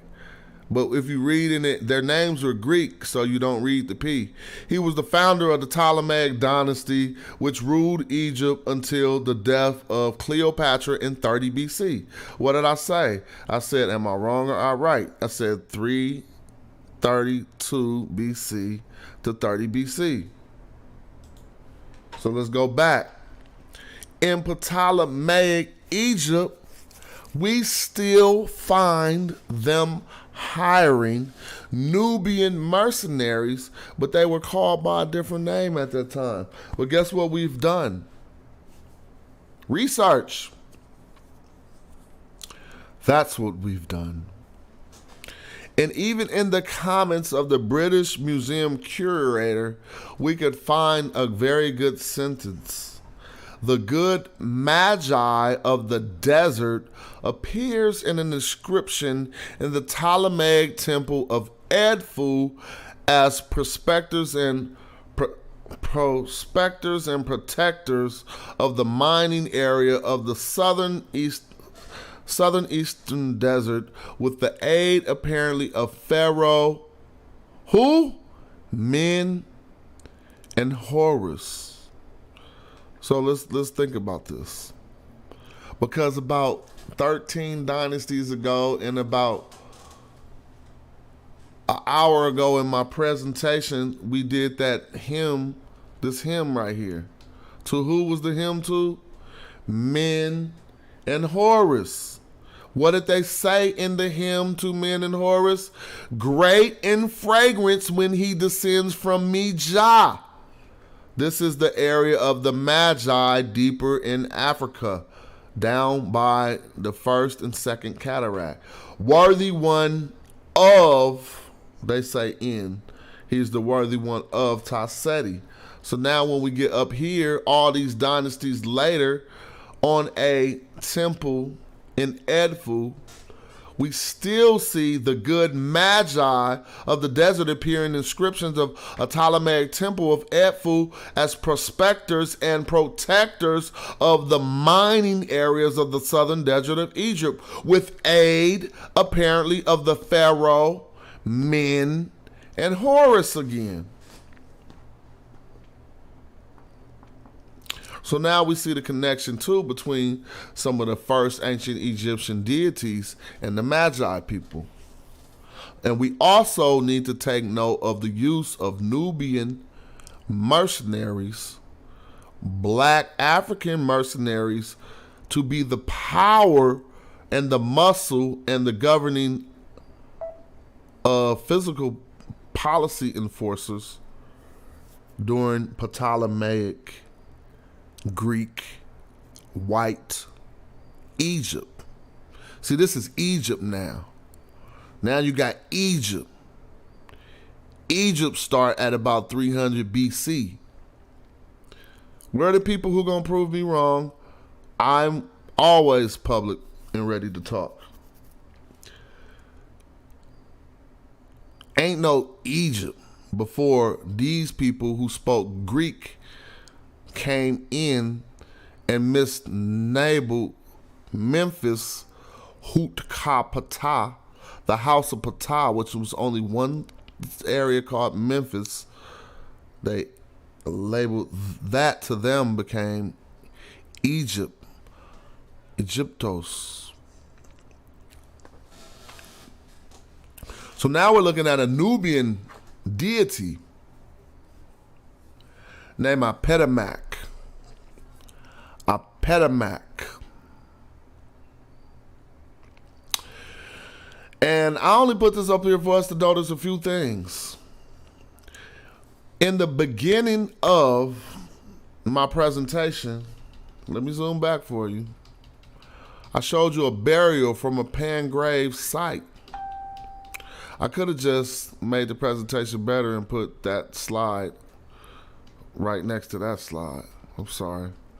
But instead, God, now I'm doing all this. See? Instead, I found, there we go. You see this on his thumb? He died with that and kept it on the thumb in the burial. It was that significant. Your archery thumb ring. So now when we get up to the god Apetamak, or did I say that right? Yeah, I said Apetamak. Look at the thumb. This deity has has a bow and has a Nubian archer's thumb ring, so we know for a fact that this is a Nubian deity. We know for more than one thing. What is he holding in the hand? Close to a standard. Very good. This is the same exact standard that we tried to show earlier. Tell me if I'm wrong, because we know how to piece this together, that the brothers in the temple of Hatshepsut was holding. Right here. Look at this. Look at the iconography on the top of this standard. We got a double plume in the middle and two Wajet snakes. Wait, neck back? No, Wajet. Two Wajet serpents on the outside. A double plume in the middle and two Wajet serpents on the outside. Now we're going to go to this Nubian deity who's holding the same standard on top of her head. What she got? Here we see the double plume, but we see something inside of the double plume. But don't be mistaken that this right here is one plume. That's another plume. And there go the two snakes. The two serpent. You feel me? Now we getting into modern times. We talking about Egypt. We talking about the Greeks. We talking about Ptolemaic Egypt. They was still, so they had just came into the area. It wasn't bad that Alexander came.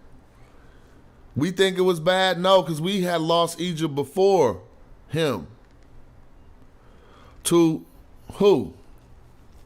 We lost it a few times. The reason why the Nubians the reason why the Cushites had to come up and take Egypt back is because the rulers had lost it to the Libyans. You got to know how this worked. The first loss of Egypt was not to white people. The first loss of Egypt was not to Asiatics. Well, we kind of lost Egypt to the Hyksos for a minute, but we got that back in the 14, 13, 14 dynasties. But we got that back. The first loss, when I say loss, meaning that we let some other people come in and take over the throne, was the Libyans. After the Libyans, the Nubians came in, and the Cushites raised them up out of there. The Cushites fought for 100 years with the Assyrians.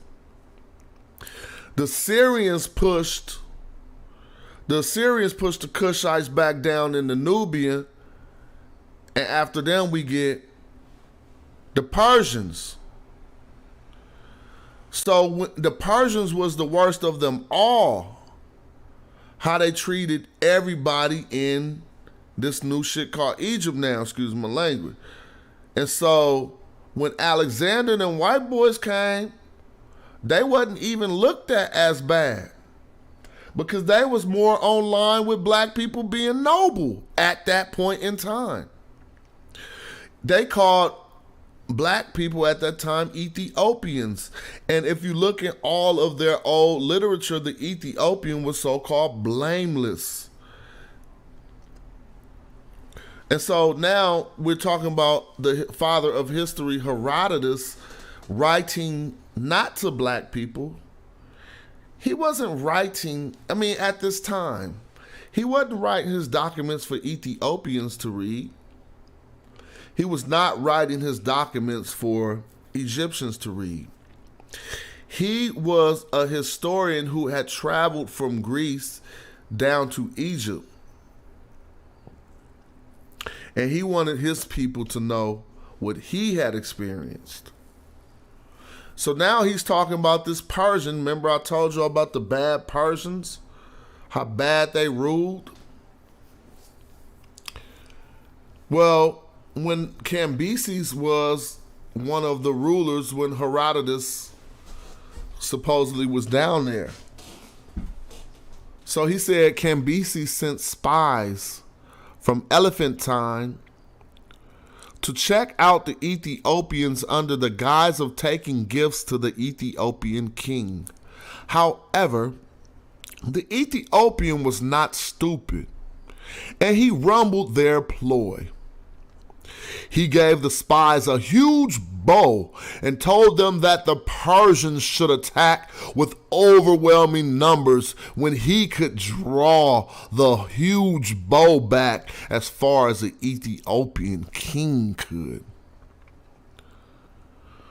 Until then, the Persians should thank the gods, who do not incite the sons of the Ethiopians to add other land unto their own. So this is a white boy talking to other white boys about what he learned when he went to Egypt.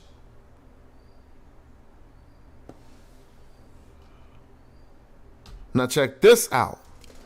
His brother Smerdis was the only Persian who could draw the Ethiopian bow. See, we still talking about the Madjai archers. We still talking about the strength of African warriorship and accuracy, which the bow that was known from dynastic times up until AD times. His brother Smerdis, the Persian king's brother Smerdis, was the only Persian strong enough to draw back an Ethiopian bow. So Cambyses became convinced that his brother was going to steal the Persian throne. So he had him killed. Now, how powerful was an African represented in that old Greek story from their father of history?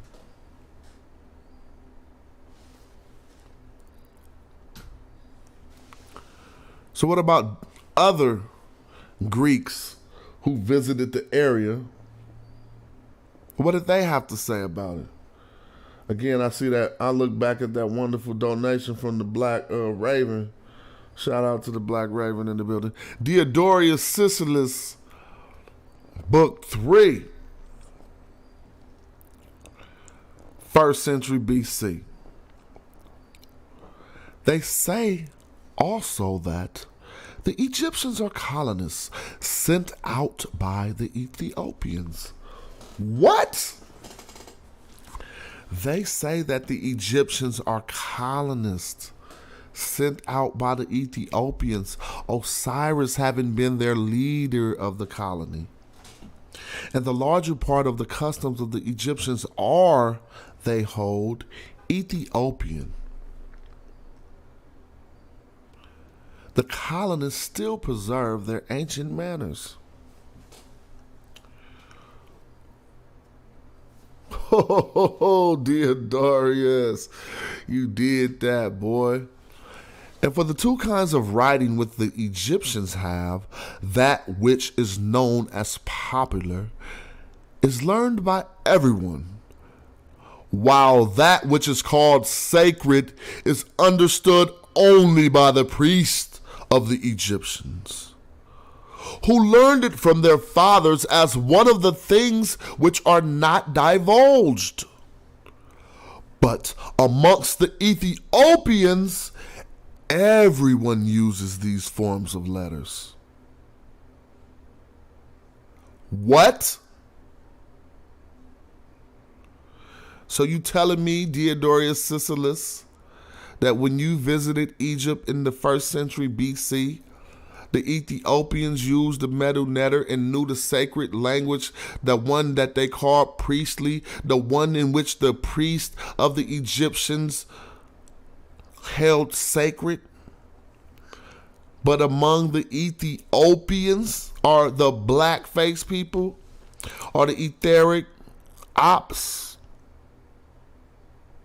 Everyone used these forms of letters? That is a very interesting quote from you, Mr. Diodorus Siculus. Because some would have us believe that these Africans were illiterate and that the ancient Egyptian language was a product of their own. But what you're telling me from the 1st century BC is that the knowledge of the sacred language was better understood by the Ethiopians.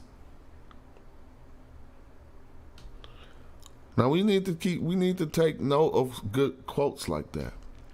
The majority of them, and especially the ones who dwell along the river, are black in color, have flat noses, and woolly hair.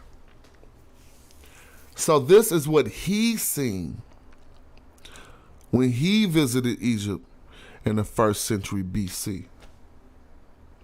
But what I didn't put in red that I should have is especially those who dwell along the river. Why would that be especially? Why would the people who dwell along the river especially be black in color with flat noses and woolly hair? Because you got to think of how real estate was distributed in ancient times. It was like going to a campground. If you got to the campground first, you got the lakeside spot. So the people who dwelled along the river were black in color with flat noses and woolly hair because they were there first.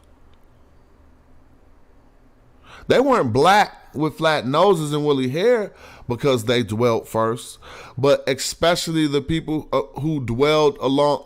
Look, they weren't black in color with flat noses and woolly hair because they got there first.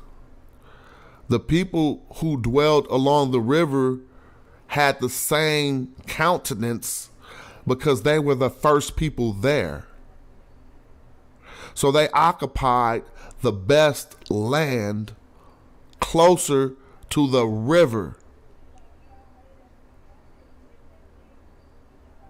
Like going camping in the summertime.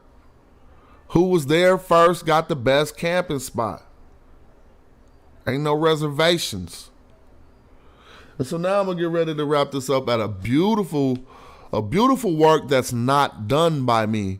But I love promoting this work, and if you got little girls or little boys, but you know, little girls, man, don't have your little son reading nothing about the rejected princesses. Forget it. They can wait till they get older. Have your little girl reading about this. We ain't doing that. We got enough kings your son don't know about before you have to spend time. I'm just keeping it a buck. We do traditional conservative right here. And so, you don't want to just go get your son no book called The Rejected Princesses, right? But you can. But I'm just keeping it a buck. This is very good for young women. Go to therejectedprincesses.com and support the work of these authors. And again, I reiterate from this point on in my presentation until I come out of these colorful, beautiful presentations about Nubian history, I'm going into someone else's work that can be found at therejectedprincess.com. So this story is about a Nubian queen named Amani Renes. Amani Renes, the one-eyed Nubian archer.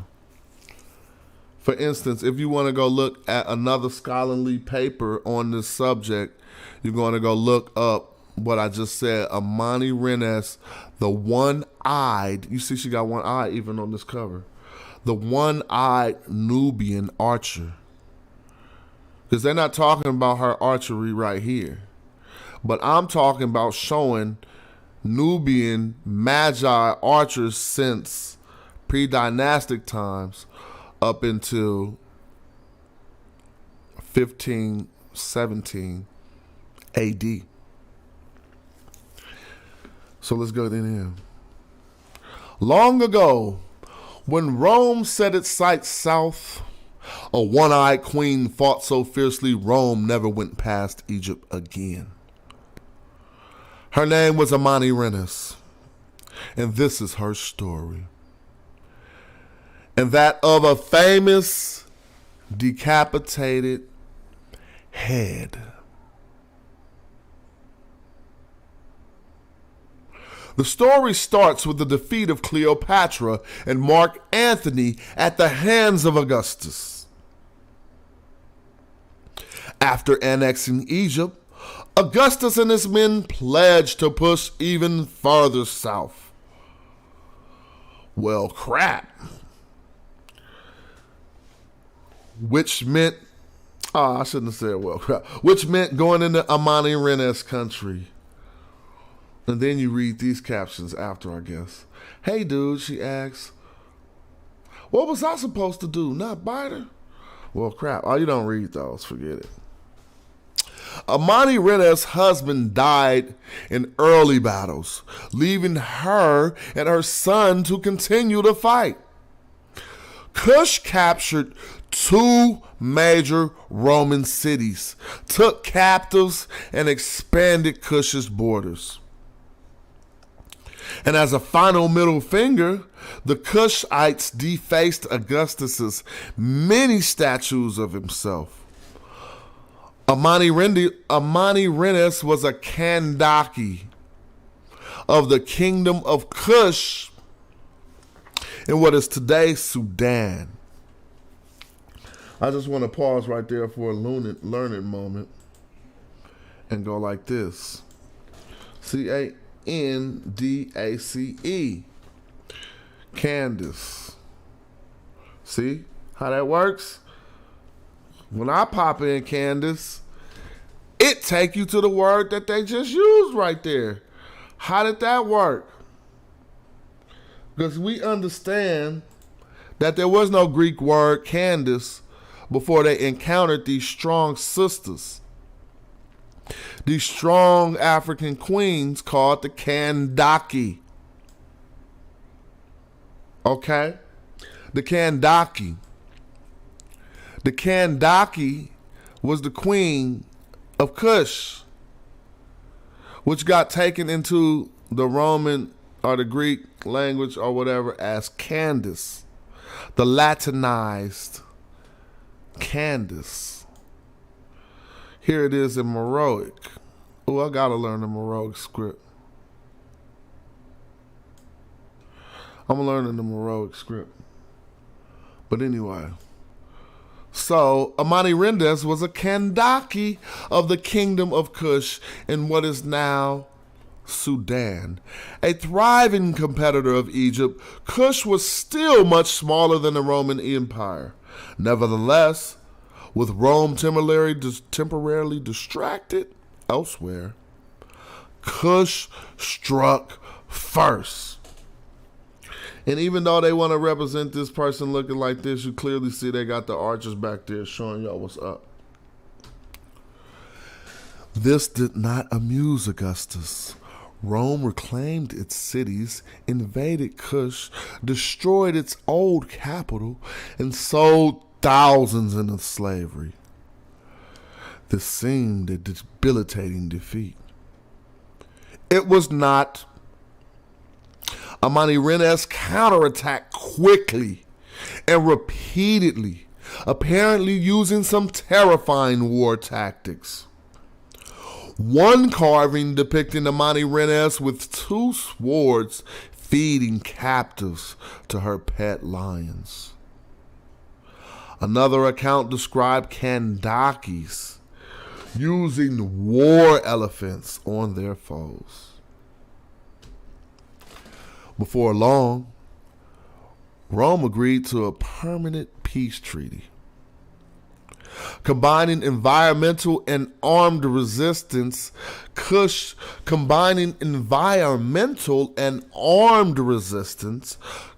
proved itself too difficult for Rome to continue fighting. We don't know Kush's take on the war. To this day, nobody has been able to translate their hieroglyphs. See?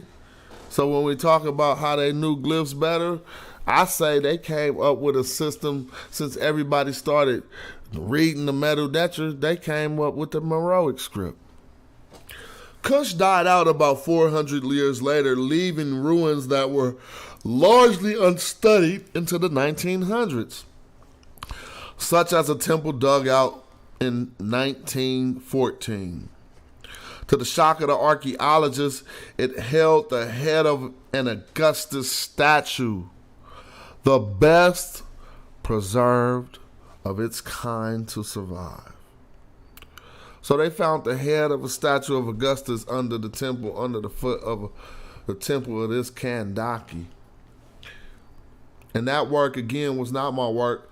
That was the work of the rejected princess, showing a story about the Nubian queen, the Kushite queen, Amani-Rendes, who ruled or lived from 60 BC to 10 BC. Now, I want to bring you up to more modern sources before I get out of here. Because I told y'all, just like since pre-dynastic times up until now, they still was talking about how good the Nubians were with the bow and how fierce warriors they were up until the slave trade, up until the Arabs. See, this is what happened when the Arabs tried to go into the Sudan or Nubia with force. In this book called Possessed by the Right Hand, The Problems of Slavery in Islamic Law and Muslim Cultures by Bernard K. Freeman, we learn very interesting things. And I'll read some of these things to you. The first important set of events having a bearing upon the legal, excuse me, let me turn off this light, upon the legal and unique ethos of Muslim slavery in Egypt occurred during the first year of Amir's campaign. After reaching Aswan, the Muslims, led by Amir's sub-governor for Egypt, Abin Allah, Abid Allah Abin Saad Abin Abisar began making frequent excursions into the Christian kingdom of Nubia to the south. Despite repeated efforts, the Muslims were unable to mount any sustained penetration, largely because of the fierce and determined resistance of the Nubian tribes. Several sources note that the Arabs nicknamed the Nubians Rumat al-Hadak, or the eye smiters, in testament to their accuracy as archers. Balad Huri reports that a sheikh of the Himyar said, "I have been to Nubia twice during the caliphate of Umar ibn al-Khattab, and I have never saw a people who are sharper in warfare than they. I heard one of them say to a Muslim, 'Where do you want me to hit you with my arrow?' And in case the Muslim would disdainfully say, 'In such a spot,' the Nubian would never miss. They were fond of fighting with arrows, but their arrows would scarcely ever hit the ground. One day, they arrayed themselves against us, and we were desirous to carry out the conflict with a sword. But they were too quick for us and shot their arrows, putting out our eyes. The eyes that were put out numbered 150. We at last thought the best thing to do with such a people was to make peace." So when we talk about the eye smiters, that ain't bragging. That's what other people called us, because we was hitting them with them arrows in their eyes when they was trying to ride up. And this ain't even the most modern account of that. Before my work is over, I'm going to take you to the Mamluk Military Society by David Ayalan, 1979. And this is talking about the Mamluks. The Mamluks, these Mamluks, were from 1250 to 1517 BC. AD. 1250 to 1517 AD.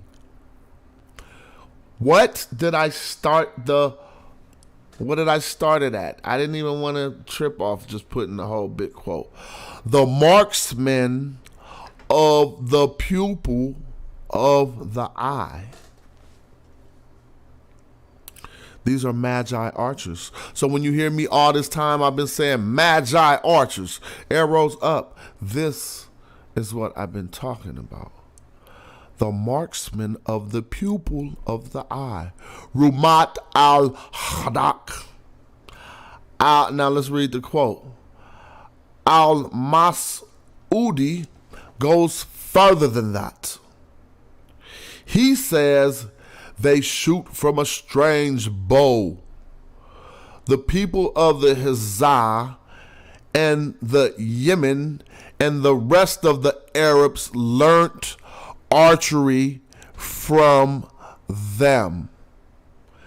They are called by the Arabs the marksmen of the pupil of the eye.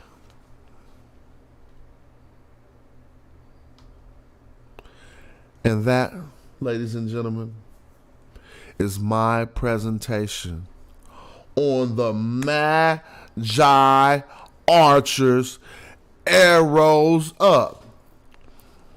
And this research is done for free, completely sponsored by no one. I go into my own life and take time away from my family and time away from my marriage in order to do this research. And then after which I may engage live online to make such 2-3 hour presentations, all for your generous likes, shares, subscriptions, donations, cash apps, contributions. This is how it's working right now.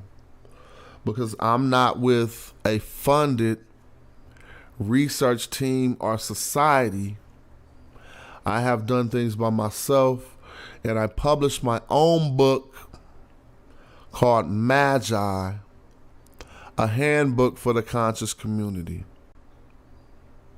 And if you want to find a worthwhile way to support me or my endeavors or my research, or if you would like to see more presentations like this that offer you sourceable material, then find a way to help out, please. Find a way to support.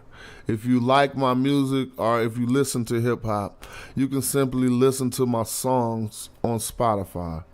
On my Bandcamp, you could go to my Bandcamp and buy an album. You can buy a song. You can buy my book that I wrote as a handbook for the conscious community.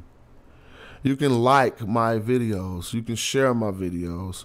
You can subscribe to my page. You can tell a friend. There's plenty of things that you can do to help good, positive movements. And with that being said, that's my dissertations. Magi, archers, arrows up. I'm going to leave y'all with this song, though, that you can find on Spotify called Black Egypt. So if you're listening in headphones right now, prepare for some audio to come on in 3, 2, 1. When it was Kemet, Black Egypt, it was a Nile Valley civilization.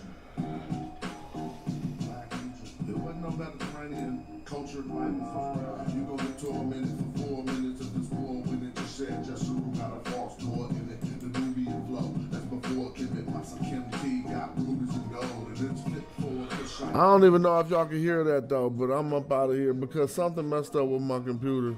But it's good.